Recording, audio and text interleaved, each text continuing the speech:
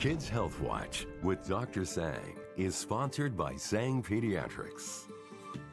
Every few weeks, we focus on children's health with local pediatrician Dr. Nu Sang from Sang Pediatrics in Fresno. And today, Dr. Sang is here talking about something that you're seeing an awful lot of recently and through the years, right? And that is childhood obesity. Right. I wanted to go on the show because it's just past the New Year, right? And yeah. Everybody always says, I'm going to lose 5 pounds. Well, the adults do. Do the children? Well, the adults do, and they can set a better example for their children. So how are we going to do that? How are we going to lose 5 pounds? Let's go over this stuff. All right. Well, let's. First off, define obesity. Okay. Well, childhood obesity is a medical diagnosis. It's not a bad word. It's not something that we try to shame anybody or guilt somebody into. It's a body mass index. It's a calculation over the 95th percentile. You know, CDC has stats for the whole United States. And if you're in the top 5% in the whole United States in terms of your weight to height ratio, you're obese. Is that the same thing for adults? Oh, yeah. The parameters and guidelines? Yeah, yeah.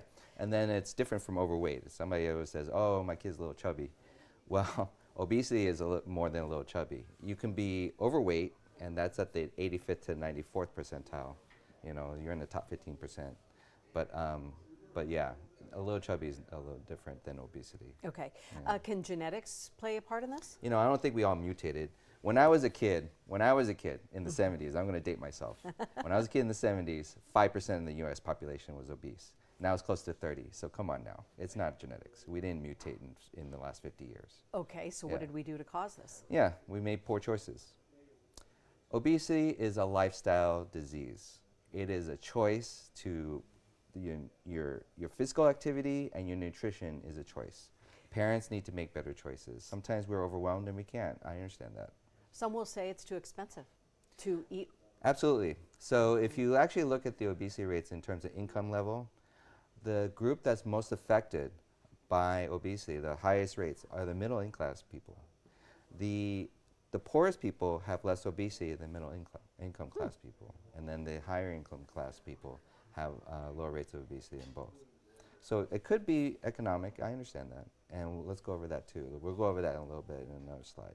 Okay, well then let's talk about why it was so critical for you to even bring this up, why you think it's so important. Well, because it is preventable. This is something that we all have opportunities as parents and grandparents and stuff to make choices that affect our children. Mm-hmm. You know, I went on the show 2 years ago. It's been 2 years now I've been doing this. And my goal has always been to give parents the ability to see that their choices affect their children and how to make those choices and how to make better choices. And obesity is one of them. Okay. Can you give us some tips on these choices? When you say make a better choice, what do you mean? Well, I want everybody to own their power. I want everybody to know that their role as a parent has a lot of responsibility, and I understand, and it can be overwhelming. But every day you have an opportunity to make good choices. And I'm not going to lecture everyone about diet and exercise. They hear it ad nauseum. I want everybody to understand that their choices have consequences, and I want them to have good consequences, so make good choices. Okay. You want to talk about something that I was asking how to pronounce it, capital femoral epiphysis. So SCFE, or slip capital femoral epiphysis, is when the body has too much weight and it affects the growth plate in the hip. So you see over here on the x-ray where the top of the femur, or your hip bone, is slipping off because the child is growing and that growth plate can't take on that much weight. So it dislocates. And when it dislocates, it requires surgery to put it together.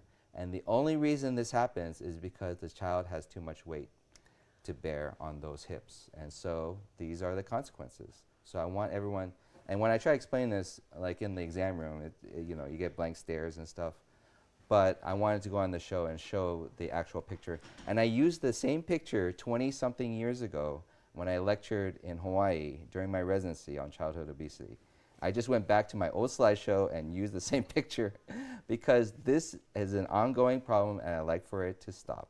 And so we ran numbers at Sang Pediatrics, and it showed, compared to Fresno County, and in 2023 we had over 8,000 people come into our clinics, and we have lower rates of obesity and overweight than the general population in Fresno County.